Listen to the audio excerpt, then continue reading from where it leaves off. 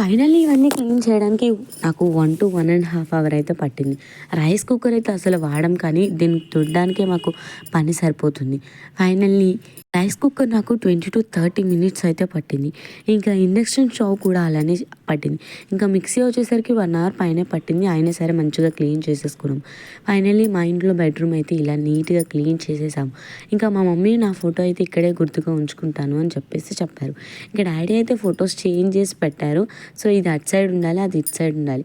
ఇంకా ఎలాగోలా పెట్టేసాం. ఉన్న టెడ్డీ బేర్స్ అన్నీ చిన్న చిన్నవి నేను తీసుకెళ్ళిపోయాను. ఇంకా ఫైనల్లీ మంచి బెడ్షీట్స్ కూడా బుక్ చేయాలి ఇంకా ఈ రూమ్కి.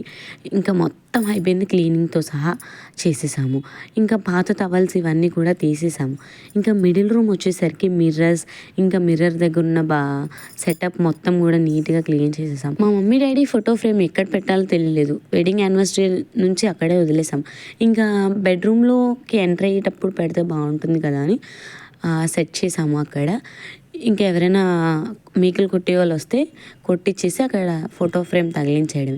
ఇంకా సింపుల్గా అయితే ఇలా సర్ది పెట్టేశాను. ఒకప్పుడు సామానం సర్దడం చాలా ఎక్సైటెడ్గా ఉండేది. ఎలా సర్దుకోవాలి ఏంటనేది ముందు నుంచే ప్లానింగ్. ఇప్పుడైతే అలా ఏం లేదండి, తోమామా బల్లెక్కించేసాము.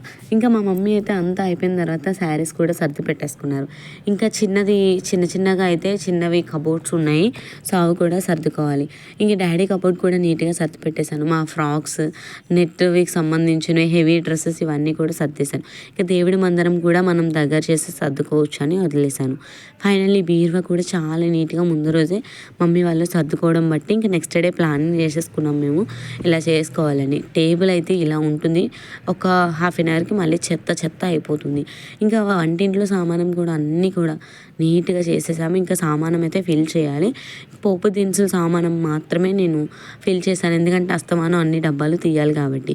ఇంకా గ్రాసరీస్ కూడా తెప్పించేసుకున్నాము. అవి కూడా ఒక రోజు చూసి సెట్ చేసేయాలి.